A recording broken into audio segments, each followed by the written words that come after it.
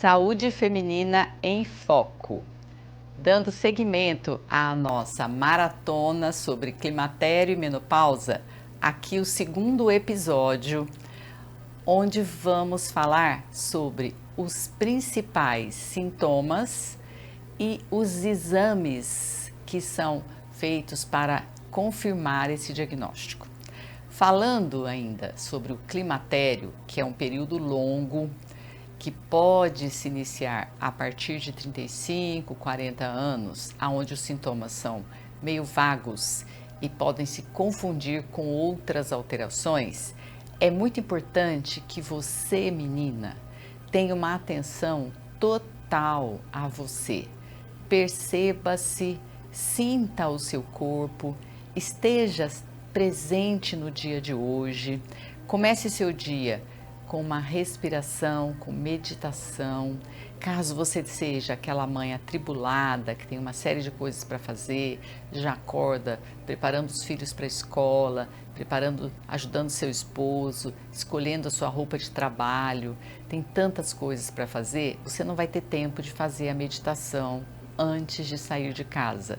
Mas que tal você, durante o trânsito, enquanto você está se deslocando, você ir ouvindo uma música bacana, escutando um podcast e fazendo a sua meditação?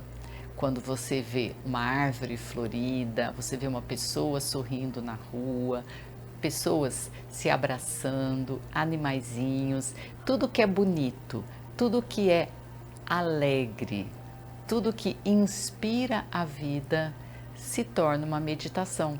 Então, quando você reconhece nisso a presença de uma energia, a presença do Criador zelando, cuidando de você, você tem um dia mais produtivo e um dia menos estressante. E isso faz com que você esteja presente no seu dia e consiga perceber as alterações de funcionamento do seu corpo sempre que elas acontecem. Então, as principais do período do climatério são alterações de sono, com despertares noturnos, sono fragmentado, o que vai repercutir com um dia menos produtivo e sonolência no dia. Principalmente pós-alimentar, no fim da tarde e quando você termina a sua jornada de trabalho e vai para a sua família, para os filhos, para o seu esposo, para os seus pais, e você está cansada, está sem produtividade, sem energia. Isso gera o quê? Instabilidade emocional, nervosismo, estresse. Você tem respostas desproporcionais àquele evento, você tem muita cobrança e você começa a ter problemas de relacionamento. E claro, falta de produtividade. Também nos afazeres de casa, confusão, esquecimentos e sem falar em algo importantíssimo, que é a diminuição do desejo sexual. A libido sua não está presente mais no seu corpo e você tem dificuldade de corresponder ao seu relacionamento amoroso, seja com seu esposo ou com o seu companheiro. E isso é um sinal de baixa vitalidade, baixa energia e preocupa muito. Por quê? Porque você pode estar entrando num quadro onde você tem realmente baixa produção de energia nos seus tecidos, que hoje nós conhecemos como fadiga mitocondrial. A mitocôndria é um equipamento dentro da nossa célula, que é responsável pela respiração da célula, produção de energia, produção de oxigênio, e ela produz muitos radicais livres no seu funcionamento. Então você precisa ter saúde como um todo para combater esses radicais livres produzidos pela respiração celular. Então, o quadro de cansaço que se instala nesse período da nossa vida, principalmente, leva a uma diminuição na produção de energia e falha nesse processo de limpeza da célula, que é a destoxificação celular. Consequentemente, piora o funcionamento e entramos num ciclo vicioso, aonde essa falta de produção de energia, o cansaço crônico vai levando a fraqueza, falta de vontade de fazer algo diferente, perda de concentração, baixa produtividade, ansiedade, estresse, depressão. Sem falar que nesse período da vida a mulher tem os filhos para cuidar, tem o seu relacionamento amoroso, tem a sua casa, tem as questões de demandas de trabalho que só aumentam a cada dia, porque a nossa sociedade ela se movimenta de forma muito intensa, então é praticamente impossível corresponder a todas as funções que você fazia antes e você acaba se sentindo incapaz e vai baixando a sua autoestima. Se você desenvolveu, por causa dessa ansiedade, um distúrbio alimentar com repercussões de alterações de exames metabólicos e principalmente ganho de peso, você cai mais a sua autoestima e isso vai só piorar o seu relacionamento no trabalho, relacionamento com seu companheiro, companheira, relacionamento com a sua família. O estresse toma conta de tudo e a sua autoestima piora ainda mais. Então esse é um terreno muito fértil para o aparecimento de doenças inflamatórias crônicas, que são a hipertensão arterial, a resistência insulínica ou o diabetes mesmo instalado, doenças autoimunes, que são principalmente da tireoide, as doenças neurológicas relacionadas às doenças desmielinizantes, alterações gastrointestinais, como a digestão, tendência a gastrite, úlcera, alterações de funcionamento intestinal como a constipação, o excesso de evacuações, que é o intestino irritável, tudo isso com repercussões muito ruins para o seu metabolismo. Essas alterações de ingestão e processamento de alimentos, somados a uma irregularidade menstrual típica do climatério, todas essas alterações contribuem para uma alteração muito impactante, que é a deficiência de ferro. O ferro é um mineral que está presente nas células vermelhas do sangue, na hemoglobina, e ele é responsável pelo transporte do oxigênio. Então vocês já podem imaginar que se cai o ferro, cai o transporte de oxigênio, cai a vitalidade de todos os tecidos. E isso piora o nosso cansaço, piora o nosso estresse, ansiedade, depressão, piora a qualidade da pele, dos cabelos, das unhas.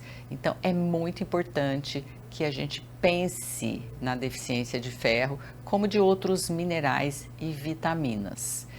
E na fase da menopausa, que é quando acaba a menstruação, esses sintomas pioram todos, ficam mais agudos, mais intensos, mais frequentes e vem as ondas de calor, o famoso fogacho, que é uma alteração vascular relacionado aos neurônios. Então hoje nós sabemos que durante a crise do fogacho, que é a onda de calor, além de transpiração excessiva, uma mente que fica vazia, nós temos como se fosse um fechamento dos vasos do cérebro, que chama vasoconstrição, é como se fosse um derrame, um acidente vascular isquêmico, que é rápido, mas que não cuidado, não tratado e persistente, vai alterar a cognição, o pensamento, a decisão, a produtividade e até a nossa resiliência.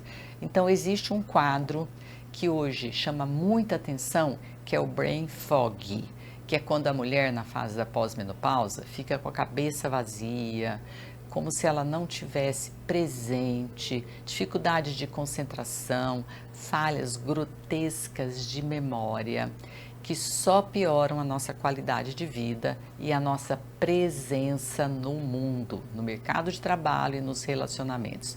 Então isso é algo muito sério, porque hoje um dos pontos mais estudados na fase da menopausa é justamente a saúde neuronal, porque as pesquisas mostraram que os hormônios femininos, principalmente o estradiol, tem uma ação importantíssima nas conexões neuronais. Então, cuidar de uma mulher na fase de transição menopausal e preservar a saúde cognitiva, nós estamos protegendo um patrimônio que é o nosso cérebro. Todo o conhecimento que a mulher arquivou em todos esses anos com alta produtividade merece ser protegido dessa degeneração pela carência hormonal.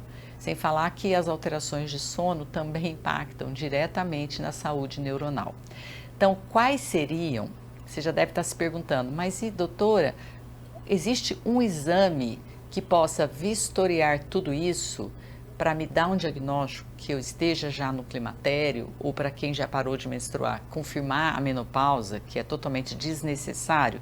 Então, os exames importantes para o climatério são exames comuns, como exames de sangue, principalmente avaliando as gonadotrofinas, que é o FSH e o LH, porque quando o hormônio ovariano começa a cair na circulação sanguínea, sua concentração pela falha do funcionamento do ovário, o cérebro percebe e aumenta o estímulo que se chama FSH e LH para tentar fazer com que o ovário produza mais. Então, no climatério, nós já temos uma progressão, um aumento do FSH e o LH. E na pós-menopausa, é considerado que esses dois hormônios estão sempre acima de 40. Quando a gente tem esse patamar atingido, acima de 40, geralmente a mulher já entrou em amenorreia, que é a falta da menstruação. Fora esses hormônios, eles também estão associados a outras disfunções hormonais pelo período, pelo tempo de vida. Eu preciso muito dizer que é necessário fazer o exame também de sangue para avaliar a função tireoidiana. Eu gosto de dosar os hormônios relacionados à adrenal, que é o cortisol e o sulfato de ideia, para ter uma ideia desse cansaço crônico, a própria testosterona e o próprio estradiol, que é o hormônio produzido, um dos hormônios produzidos pelo ovário.